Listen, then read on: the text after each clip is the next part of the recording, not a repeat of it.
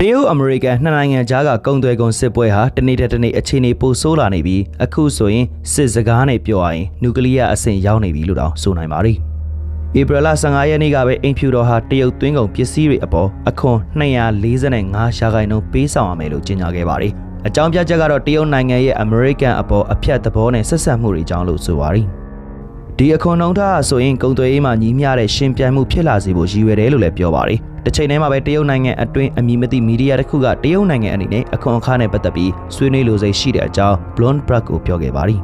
်ဒီအဖြစ်အပျက်အရသုံးသက်ကြည့်ရရင်ရှီကျင်းပင်ဟာငြိမ်းချမ်းမှုကိုလိုလားပေမဲ့လည်းအားနည်းတဲ့ပုံမပေါ်လိုတာကိုထင်ရှားနေပါတယ်အိမ်ဖြူတော်ကလည်းနိုင်ငံပေါင်း85နိုင်ငံဟာအခွန်ကိစ္စနဲ့ပတ်သက်ပြီးပြန်လည်ဆွေးနွေးဖို့အမေရိကန်ကိုချိကပ်လာတယ်လို့လည်းထုတ်ပြန်ထားပါတယ်ဆွေးနွေးခြင်းအတွင်းမှာတော့အခွန်တိုးကောက်ခံမှုတွေကိုရွှေ့ဆိုင်းထားမှာပါဒါပေမဲ့လည်းဒီဆွေးနွေးပွဲမှာတော့တရုတ်နိုင်ငံမပါဝင်ခဲ့ပဲအမေရိကန်ကမချေမငံဆက်ဆံခံခဲ့ရပါတယ်။အကျိုးဆက်အနေနဲ့ကတော့အမေရိကန်ကိုတင်ပို့မဲ့ပစ္စည်းတွေအတွက်အခွန်245ရာခိုင်နှုန်းပေးဆောင်ရတော့မှာပါ။ဧပြီလ15ရက်နေ့ကပဲထရန့်ကအိမ်ဖြူတော်ပြောရေးဆိုခွင့်ရှိသူကတဆင့်တရုတ်ကိုသူတို့နဲ့သဘောတူညီလက်မှတ်ရေးထိုးဖို့ပြောကြားလိုက်ပါတယ်။အခုကတော့တရုတ်ဆုံးဖြတ်ရတော့မယ့်အနေထားပါ။ဒီသတင်းနဲ့အတူတခြားတွေးရှိချက်တစ်ခုလည်းပြည်သူတွေကြား popular ဖြစ်နေပါတယ်။ဒီကိစ္စဟာတရုတ်နိုင်ငံအနေနဲ့ပထမဆုံးအခြားနိုင်ငံနဲ့ညှိနှိုင်းဖို့တွဲဝိုက်တဲ့အနေနဲ့ဆန္ဒဖော်ထုတ်လိုက်တာပါ။ဧပြီလ16ရက်နေ့မှာတော့ Bloomberg ကတရုတ်အနေနဲ့ Trump ရဲ့အုပ်ချုပ်ရေးအဖွဲ့နဲ့တွေ့ဆုံပြီးကုန်သွယ်မှုစကားဝိုင်းစတင်ဆွေးနွေးဖို့သတ်မှတ်ချက်တချို့အရင်မှတ်ချက်ချတင်တယ်လို့လည်းဖော်ပြထားပါတယ်။ဒီသတ်မှတ်ချက်တွေထဲမှာအမေရိကန်အစိုးရအဖွဲ့ထံမှတရော်တဲ့မှတ်ချက်တွေမကြားရစီပဲအချင်းချင်းလေးစားမှုရှိဖို့ဆိုတဲ့အချက်လည်းပါဝင်ပါတယ်။တရုတ်အနေနဲ့တမ္ပရာကိုယ်တိုင်ခန့်အပ်တဲ့ညှိနှိုင်းဆွေးနွေးသူတအုပ်ကထရန့်နဲ့တမ္ပရာရှီတို့တွေ့ဆုံတဲ့အခါသဘောတူညီလက်မှတ်ထိုးရမယ့်စာချုပ်စာတမ်းကိုပြင်ဆင်ပေးဖို့လည်းတောင်းဆိုထားပါတယ်။သတင်းပေးဖို့သူရဲ့ပြောကြားချက်အရအရေးကြီးဆုံးအချက်ကတရုတ်နိုင်ငံကတာဝန်ရှိသူတွေကဘလို့စကားဝိုင်းမျိုးမှာပဲဖြစ်ဖြစ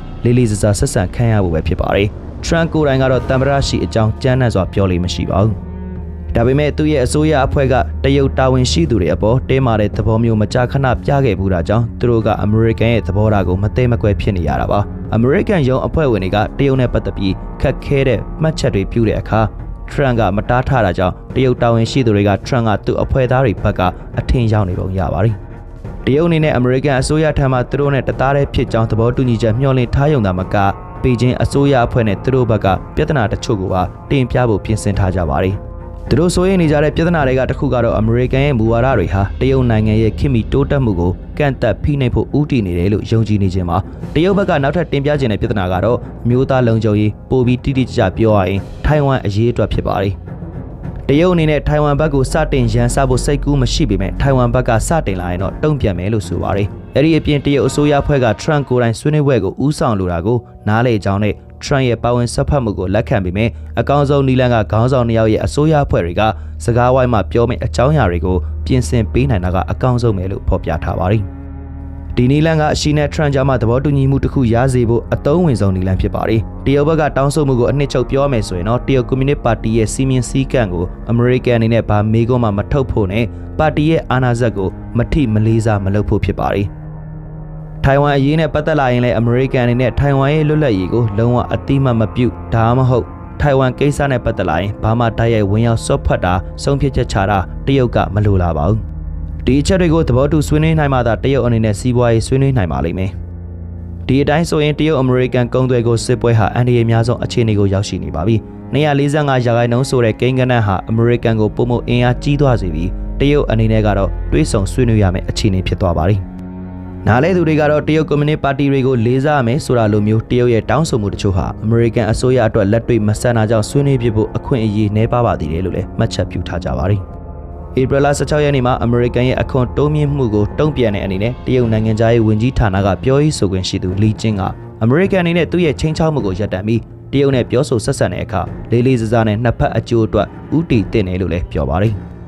ကုန်သွယ်ကုန်စစ်ပွဲမှာလည်းအနိုင်ရှုံးဆိုတာရှိလို့တရုတ်အနေနဲ့တိုက်ခိုက်ဖို့မလိုလားကြောင်းဒါပေမဲ့ဖြစ်လာရင်လည်းကြောက်နေမှာမဟုတ်တဲ့အကြောင်းဆိုထားပါတယ်။တရုတ်အစိုးရကကုန်သွယ်ကုန်စစ်ပွဲကိုမကြောက်ဘူးလို့တွင်တွင်ပြောနေပေမဲ့သူတို့ကပဲဒါဟာအခွန်အခပဲမဟုတ်ဘူး။တရုတ်ရဲ့ရှင်သန်မှုလည်းဖြစ်တယ်လို့လည်းဝန်ခံထားပါတယ်။တရုတ်အမေရိကန်ကုန်သွယ်ကုန်စစ်ပွဲပြင်းထန်လာတာနဲ့အမျှတမ္ပရာရှီကအိမ်နီးချင်းနိုင်ငံတွေနဲ့ကုန်သွယ်မှုပုံမခိုင်မာစေဖို့အရှိတောင်အာရှနိုင်ငံ3နိုင်ငံကိုတွားရောက်လက်ပတ်ခဲ့ပါတယ်။ဧပြီလ16ရက်နေ့မှာတော့တရုတ်ကကုန်သွယ်ဆွေးနွေးရေးကိုယ်စားလှယ်အပြောင်းလဲကိုရုတ်တရက်ကြေညာခဲ့ပါသေးတယ်။ 2022 ခုနှစ်ကတည်းကတာဝန်ထမ်းဆောင်ခဲ့တဲ့ကိုယ်စားလှယ်ဟောင်းဝမ်ရှာဝွန်းနေရာမှာ World Trade Organization ကိုယ်စားလှယ်လီချန်ဂေါင်းကိုအစားထိုးခဲ့ပါတယ်။လီဟာကုန်သွယ်ရေးဒုတိယဝန်ကြီးအဖြစ်လဲတာဝန်ထမ်းဆောင်သွားမှာဖြစ်ပါတယ်။လီချန်ဂေါင်းကအမေရိကန်ရဲ့အခွန်မူဝါဒတွေကို WTO အစည်းအဝေးအတွင်းမှာပါထုတ်ဖော်ဝေဖန်ခဲ့ဘူးသူတွေရောက်ဖြစ်ပြီးကုန်သွယ်မှုစနစ်မှာနိုင်ငံအများပြားပါဝင်နိုင်ဖို့အရေးကြီးတဲ့အကြောင်းလဲမကြာခဏပြောတတ်သူတူဖြစ်ပါတယ်။မကြာသေးခင်ကပဲစီးပွားရေးစွန်းတီထွေပညာရှင်တွေနဲ့တွေ့ဆုံခဲ့ပြီးဒီဆွေးနွေးပွဲဟာသူ့ရဲ့ယာရုအသစ်အတွက်ထင်ရှားတဲ့အရွေးတစ်ခုဖြစ်ခဲ့ပါတယ်။ဝမ်ကတော့နိုင်ငံတကာကုန်သွယ်မှုဆွေးနွေးရေးကိုယ်စားလှယ်နဲ့ကုန်သွယ်ရေးဝန်ကြီးအဖြစ်ကနေတာဝန်ရပ်ဆိုင်းခံလိုက်ရပါတယ်။လက်ရှိတရုတ်အမေရိကန်ကုန်သွယ်ကုန်စစ်ပွဲအခြေအနေအရတော့ကုန်သွယ်မှုဆွေးနွေးရေးကိုယ်စားလှယ်ယာရုကအရေးပါတဲ့အနေအထားမှာရှိပါတယ်။ကျွမ်းကျင်သူတွေကတော့ဒီယာရုအပြောင်းလဲကိုမမျှော်လင့်ထားဘူးလို့ဆိုပါတယ်။လက်ရှိမှာတော့ဝမ်ရှူဝွန်ကတခြားယာရုတနေရာပြောင်းလဲခံထားခြင်းရှိမရှိတော့မသိသေးပါဘူး။ဧပြီလ 16 ရက်နေ့မှာသူ့ရဲ့နာမည်ကကုန်သွယ်ရေးဝန်ကြီးဌာနအကြီးအကဲစီရင်မှာမပါဝင်တော့ပါဘူး။ဘေဂျင်းစီးပွားရေးအတိုင်းအဝိုင်းကအမည်မဖော်လို့သူတို့ဦးကတော့ဝမ်ရှူဝွန်ဟာဆွေးနွေးဖို့ခက်ခဲတဲ့သူဖြစ်ပြီးအမေရိကန်အစိုးရနဲ့ထိတ်တိုက်ညှင်းခုန်မှုတွေလုပ်ခဲ့တဲ့အတိတ်လည်းရှိတယ်လို့ Reuters သတင်းဌာနကိုပြောပြပါတယ်။အမေရိကန်ကအခွန်တိုးမကောက်ခင်ကတည်းကဝမ်ရှူဝွန်ကအမေရိကန်ရဲ့စီးပွားရေးလုပ်ငန်းရှင်တချို့နဲ့ခေါ်ယူတွေ့ဆုံခဲ့ပါတယ်။သူကလုပ်ငန်းရှင်တွေရဲ့တရုတ်ရဲ့စီးပွားရေးကအခုထိကြမ်းခိုင်နှုန်းပဲဖြစ်တဲ့အကြောင်းနဲ့အာမခံပါတယ်။မှတ်တမ်းတွေအရဆိုရင်တော့တရုတ်နိုင်ငံအတွင်းနိုင်ငံခြားယင်းနှိမ့်မြုပ်နှံမှုက2024ခုနှစ်မှာ168ဘီလီယံကျော်ကျဆင်းခဲ့ပါတယ်။ဒါဟာ1990ခုနှစ်ပြည့်နှစ်နောက်ပိုင်းမှာအနှိမ်ဆုံးကိန်းဂဏန်းဖြစ်ပါတယ်။တရုတ်စီးပွားရေးတိုးတက်မှုမှာအရေးပါဆုံးအချက်တွေကယင်းနှိမ့်မြုပ်နှံမှုပြည်တွင်းဝယ်ယူစားသုံးမှုနဲ့ပို့ကုန်တွေပဲဖြစ်ပါတယ်။အခုအချိန်မှာဆိုရင်ကုန်သွယ်ကုန်စစ်ပွဲရဲ့တက်ရောက်မှုဟာတရုတ်စီးပွားရေးကျဆင်းမှုမှာအဓိကကျလာနေပါပြီ။အမျိုးသားသတင်းအချက်အလက်ဌာနရဲ့ထုတ်ပြန်မှုအရဆိုရင်တော့တရုတ်ပြည်ရဲ့ပထမ3လပတ် GDP ဟာနှစ်စဉ် 5.4% တိုးတက်ပါတယ်။စက်မှုထုတ်ကုန်နဲ့လက်လီရောင်းဝယ်တွေဟာလည်းခံမှန်းထားတာထက်ပိုနေတာကြီးပါပဲ။ဒါပေမဲ့ဒီအခြေအနေမှာတော့များစွာသောနိုင်ငံတကာဘဏ်တွေဟာသူတို့ရဲ့တရုတ်နိုင်ငံတွင် GDP တိုးတက်မှုခံမှန်းချက်တွေကိုတာမန်ထက်လျှော့ပြီးခံမှန်းလာကြပါပြီ။ UBS ဆိုရင်လည်း 4.3% ကနေ 3% အထိလျှော့ပြီးခံမှန်းထားတာပါ။ Morgan Stanley ကတော့ 4.5% ကနေ 4.2% အထိချထားပါတယ်။ Greater China ရဲ့စီးပွားရေးဆိုင်ရာအကြီးအကဲကဒီကုန်သွယ်ကုန်စစ်ပွဲဟာအခုမှထဖြစ်တာမဟုတ်ပဲတဖြည်းဖြည်းချင်းပြောင်းလဲနေခဲ့တာလို့ဆိုပါတယ်။ဒါဟာနိုင်ငံခြားကုန်သွယ်မှုကိုပဲထိခိုက်စေတာမဟုတ်ပဲတခြားအခက်အခဲတွေကိုလည်းအကျိုးသက်ရောက်မှုရှိစေပါတယ်။သူက BBC Chinese ကိုဒီလိုပြောခဲ့ပါတယ်။လွန်ခဲ့တဲ့နှစ်40လောက်လုံးတရုတ်ရဲ့တိုးတက်မှုဟာကမ္ဘာတစ်လွှာကုန်သွယ်မှုတွေကဖြစ်လာခဲ့တာဖြစ်တယ်။တရုတ်ရဲ့ GDP က4%နဲ့ဆက်လက်တိုးတက်နေခဲ့တဲ့ဆိုရင်တော့ငွေကြေးတန်ဖိုးကကျပြီးလူတွေအလုပ်လက်မဲ့ဖြစ်ကြလိမ့်မယ်။အစိုးရရဲ့စေမီလိုနီလန်းတွေကလည်းအခြေအနေကိုထိန်းထားရုံပဲတက်နိုင်မှာဖြစ်ပြီးပစ္စည်းတွေဈေးကျပြီးဝင်ငွေတိုးတက်မှုကိုထိခိုက်လိမ့်မယ်။ကုမ္ပဏီတွေကလည်းပစ္စည်းတွေရောင်းထွက်အောင်အပြိုင်ဆိုင်ဈေးလျှော့လာရင်နိုင်ငံတွင်အခြေအနေပိုပြီးဆိုးလာဖို့ပဲရှိတယ်လို့လည်းကောက်ချက်ချခဲ့ပါတယ်။